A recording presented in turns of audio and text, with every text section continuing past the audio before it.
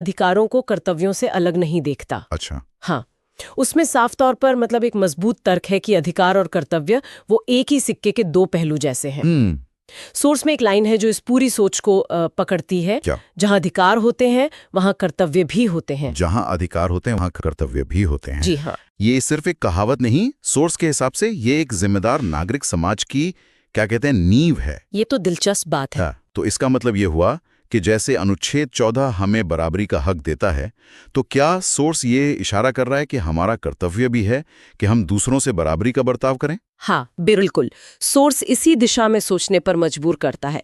देखिए, वो सीधे सीधे हर अधिकार के साथ जुड़ा कर्तव्य लिस्ट तो नहीं करता, पर हाँ, ये जरूर समझाता है कि अधिकारों का सही इस्तेमाल तभी है जब नागरिक अपने कर्तव्यों के लिए भी मतलब सजग हो। जैसे मान लीजिए अनुच्छेद 19, बोलने की आजादी। सोर्स कहता है कि ये आजादी असीमित नहीं है। अच्छा। इसके साथ ये जिम्मेदारी जुड़ी है कि हम नफरत न फैलाएं या दूसरों के अधिकारों का हनन न करें। वो जिम्मेदारी भी है। समझ गया। तो मतलब सोर्स का नजरिया ये है कि अधिकार हमें ताकत तो देते हैं, पर कर्तव्य हमें उस ताकत का सही इस्तेमाल सिखाते हैं। बिल्कुल सही। अनुच्छेद 21 की बात करें, जीने का अधिकार, इसका दायरा तो बहुत बड़ा माना जाता है ना?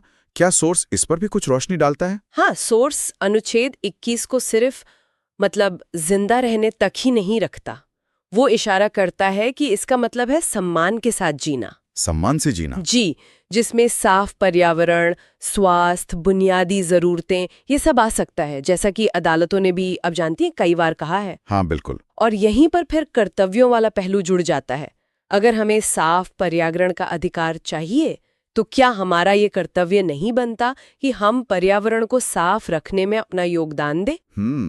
सोर्स इसी मतलब आपसी निर्भरता पर जोर देता है। ये वाकई सोचने वाली बात है कि कैसे हमारे अधिकार दूसरों के कर्तव्यों पर और हमारे कर्तव्य दूसरों के अधिकारों पर टिके हुए हैं। बिल्कुल। सोर्स का ये कहना कि सिर्फ राइट्स मत मांगो, अपनी ड्यूटीज भी निभाओ, अब इसका मतलब और गहरा लग रहा है। सही कहा। ये सिर्फ एक नारा नहीं है।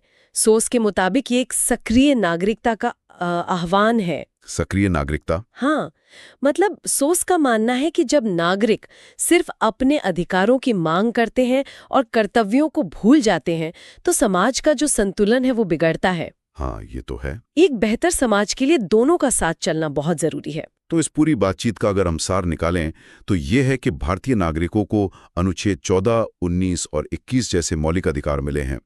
ये उन्हें बराबरी, अपनी बात कहने की आज़ादी और सम्मान से जीने का हक देते हैं।